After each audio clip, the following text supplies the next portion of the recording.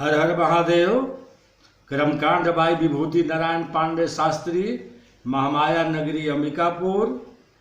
गीता ज्ञान चैनल में आप सबों का स्वागत है। वंदनीय माताओं एवं बहनों, आप लोग कैसे हैं?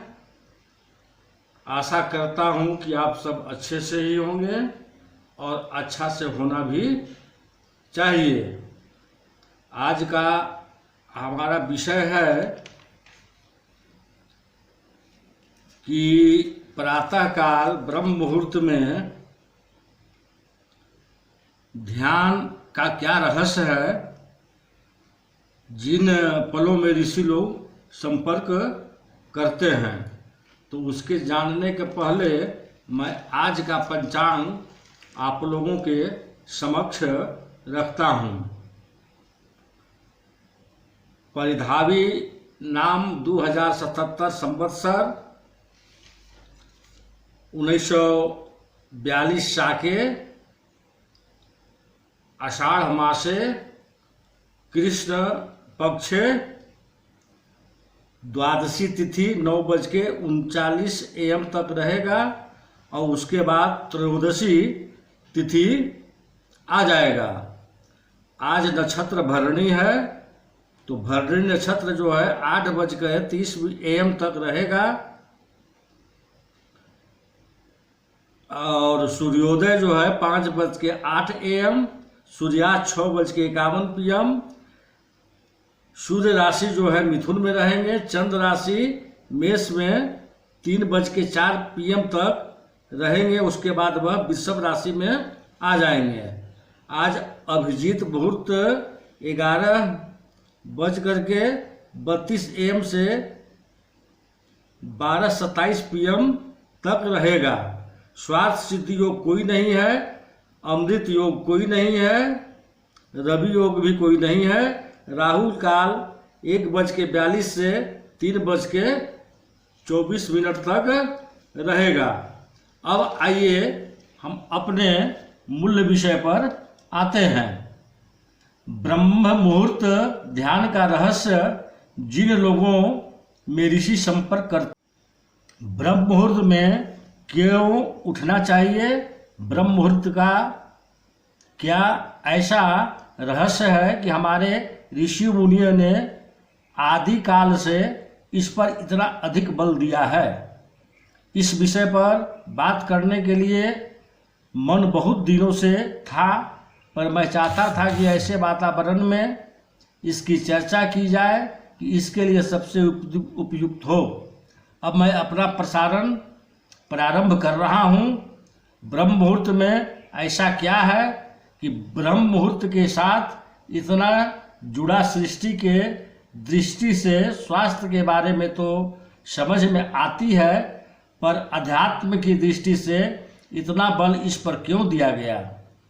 कोई ऐसा निश्चित कारण जरूर हो कोई रहा होगा जो सूक्ष्म रूप से मनुष्य को प्रभावित करता है, जिसके लिए ऋषियों ने इतने बड़े बल के साथ अनेकों बार अपने रूपों में दोहराया है। गुरुओं के माध्यम से एक आध्यात्मिक सत्य की ओर पहुंचा है। यह भी सत्य है कि ब्रह्म मुहूर्त में उठ पाना हर किसी के लिए सहज नहीं होता है। कोई भी महानता की, सुगमता की बार बार बातें करेंगे। सबसे पहले ये जानते हैं कि ब्रह्म मुहूर्त का महत्व क्या है। हमारे प्राचीन मनीषा की यानी विद्या के अनुसार हमारे एक दिन में या दिन रात में नज़र डालें तो कम से कम 30 मुहूर्त होते हैं। 48 मिनट लगभग का एक मुहूर्त बताया गया है और 2 मुहूर्त मिल जाए तो 96 मिनट के आसपास बैठता है। यदि आप इसको 2 घंटे माने तो ज़्यादा उपयुक्त होगा। 2 घंटे का समय ब्रह्म मुहूर्त सूर्योदय से 2 घंटा पूर्व का है, जब सूर्य की रोशनी अभी पृथ्वी पर आई नहीं होती, उनकी आगमन की प्रतीक्षा होती है। ग्रह काल ब्रह्म मुहूर्त एक विशिष्ट काल के रूप में जाना जाता है। स्वास्थ्य के दृष्टि से इसमें क्या महत्व है? इसको तो बहुत से चिकित्सकों ने अपने शब्दों में बहुत ही सुंदर प्रकाशित व्यक्त किया है। मेरा यह विषय नहीं है। मैं इसे विस्तृत रूप से ध्यान अध्यात्म के साथ जोड़ता हूँ।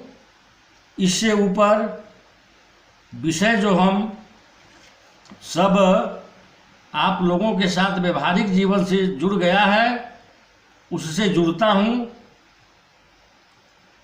इनर एलाइनमेंट, यह एक तरह का संबंध है। हमारे भीतर की स्थिरता, हमारे अंदर की शांति, हमारे अंदर की और समरता, एक ऐसी शक्ति हमारी क्षमता को विकसित करती है और हमारी निर्णय लेने की क्षमता में बहुत बड़ी प्रखरता आए और विकसित हो, और साथ ही साथ हमारे भीतर संपूर्ण का इंट्यूशन कहते हैं, विचारधारा, जिसे आइडिएशन के नाम से भी हम संबोधित करते हैं, इन सब में विकास हो सके, यह शब्द आध्यात्मिक महत्वपूर्ण है, जो सब समाज व्यक्ति के जन जीवन पर प्रभावित करता है। ब्रह्म मुहूर्त के समय ये बात तो सत्य है, चेतन मन उतना सक्रिय नहीं होता, क्योंकि गहरी निद्रा में हम लोग होते हैं। जब उठते भी हैं तो हमारा मन सक्रिय अवस्था में तो नहीं, लेकिन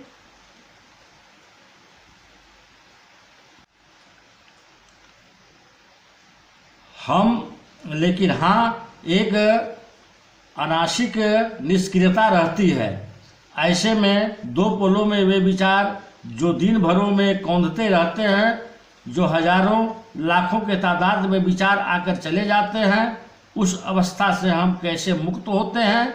इस अवस्था में यदि अध्यात्म किया जाए, इसमें अपने भीतर जानने की चेष्टा की जाए, भले ही हम असफल रहें, इससे कोई फर्क नहीं पड़ता, लेकिन निश्चय ही हमें उसका सूक्ष्म प्रभाव बहुत बड़े स्तरों तक हमारे पास आकर प्रभावित करता है।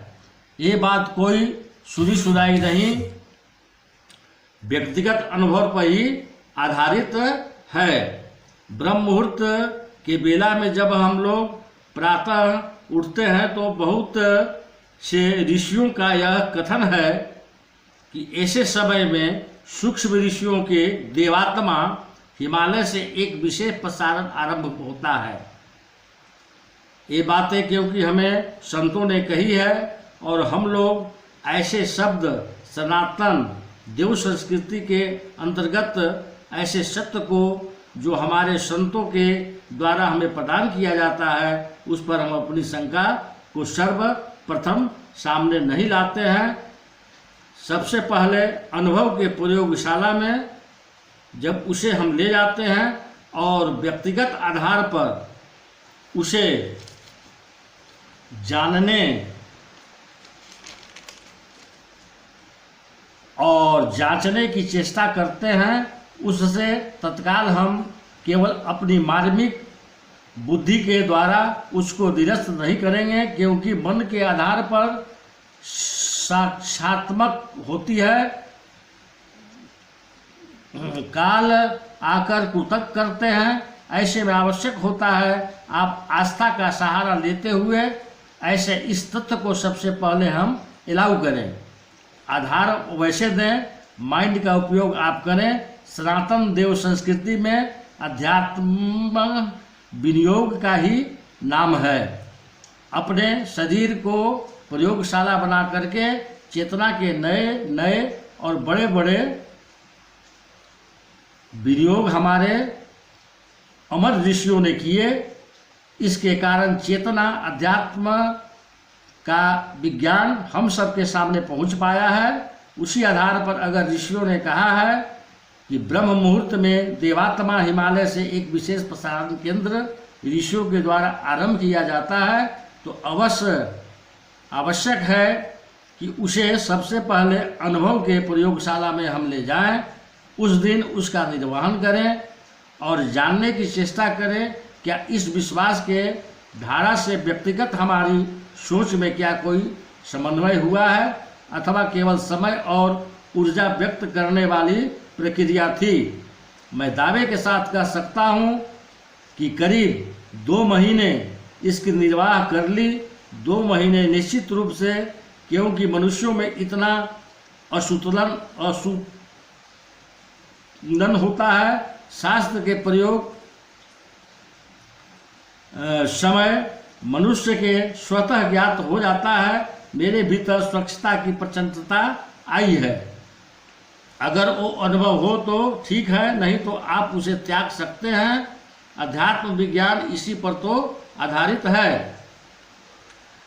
ज्ञान यदि विज्ञान न बनाया जाए, यानी जानकर अनुभूत करने की चेष्टा न की जाए, तब तक हम लोग विज्ञान के श्रेणी में नहीं आते हैं। तो अतः आप उस अपने ज्ञान के विज्ञान बनाने का प्रयास करें।